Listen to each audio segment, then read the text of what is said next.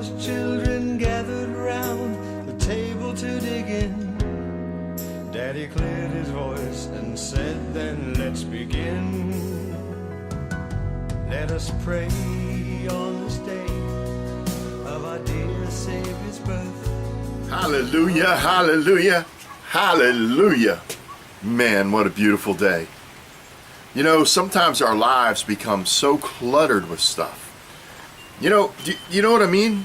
We get busy, our lives get busy, and it gets cluttered, our minds get cluttered, our heart gets cluttered, and we go to some really awesome church service, or we're just sitting at home listening to some good worship music, or we're just spending time reading the Word of God, and we suddenly realize that somewhere, somehow, we've made God a second priority in our life.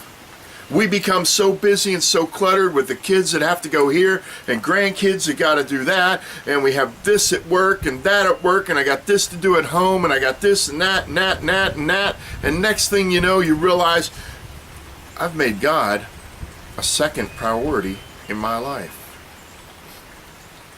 He didn't call us to do that. He called us to set Him at the very focal point of our life, and everything else comes around that. God should be the centerpiece of our life, and when we forget that, and we do, it's our nature. We'll start adding this to our life and adding that to our life, and before we know it, we've had to push God out just a little bit, not all the way, not enough to say, well, I'm some horrible backslider, or look, I've just completely blown off God. We still get to do our punch time in the church and our check marks of our devotions and all those things. But we realize in our heart that throne that we committed and gave to Jesus to sit on in our heart, well, we've kind of pushed Him aside a little bit. It's good for us to have that revelation.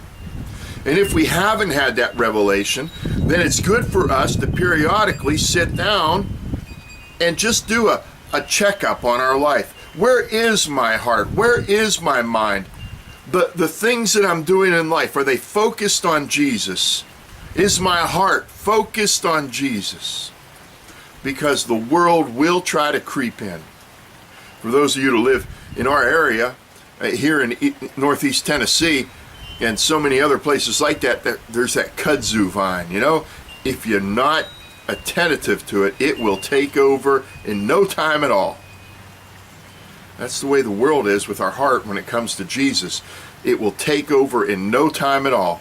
It's important for us to take time, reflect on the state of our heart, reflect on the state of our mind. Do our actions and our words, are they matching up to who God created us to be?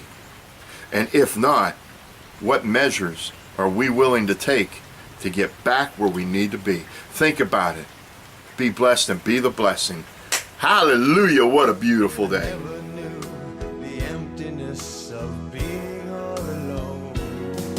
Though I'm many miles away from the home I hold so dear, Daddy's words are there still ringing in my ear. Let us pray for this day